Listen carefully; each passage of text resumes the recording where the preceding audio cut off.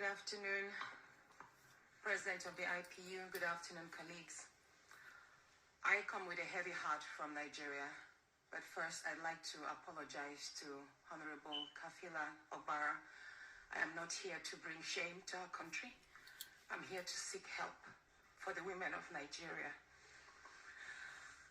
Again, my name is Senator Natasha Akpoti. 5 days ago, on the 6th of March 2025, I was suspended.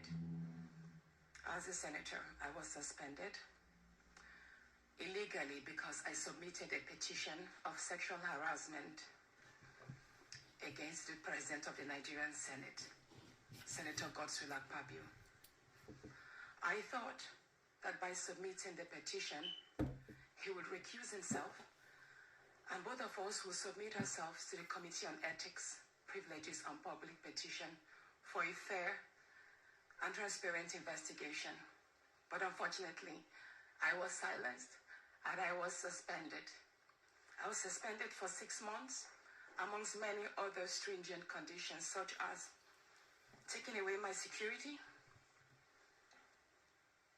taking away all the officials, vehicles, and other items that were handed over to me as a senator. My salaries will be cut off. I must not appear anywhere near the National Assembly. And for 6 months, I'm not to introduce myself or present myself as a senator locally in Nigeria or internationally. That means I'm here illegally. But I had no other place to go but to come here and speak to you women. Because this is a bigger picture.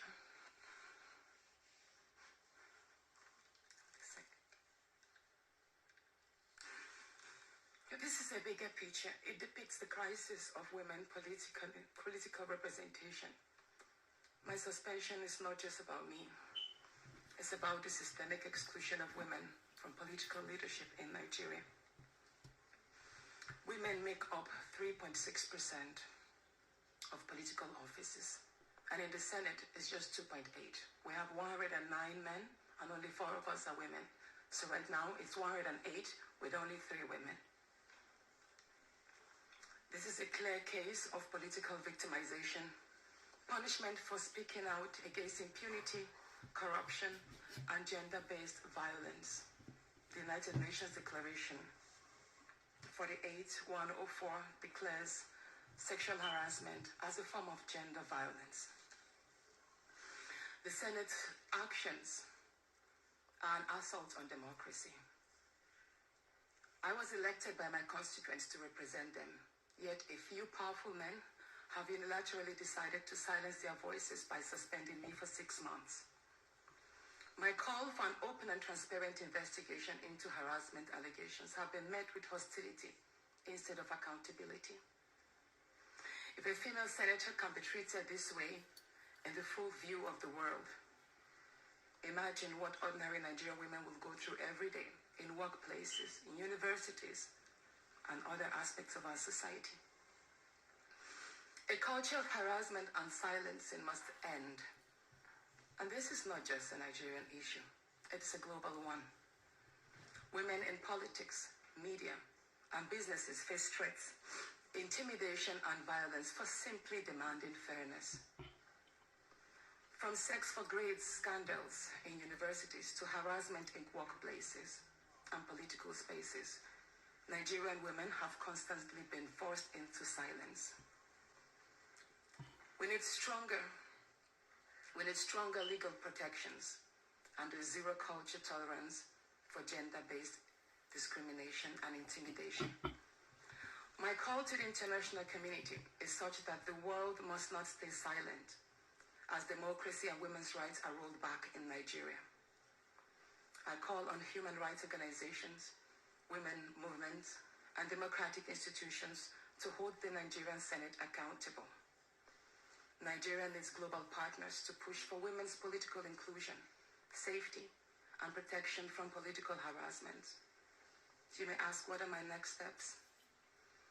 I will resist the political intimidation.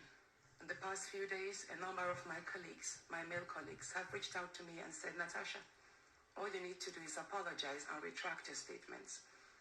And I told them I am not going to apologize. I will not apologize for my truth.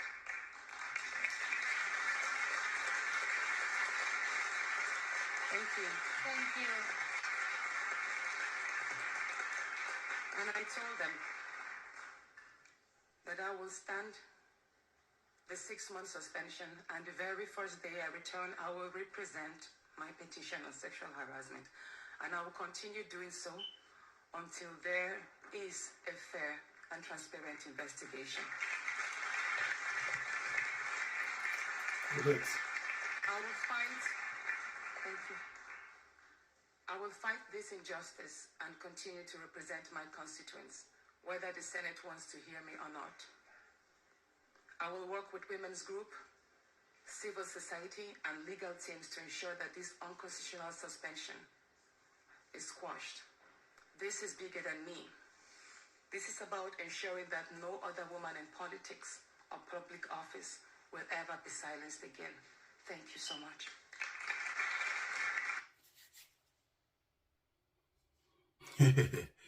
You see, Nigeria Senate just exposed Natasha Akpoti Oduaga, Senator Natasha Akpoti Oduaga, to the rest of the world for good.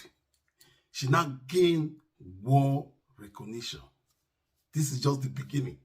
This is how they are pushing people they want to oppress to skyrocket them.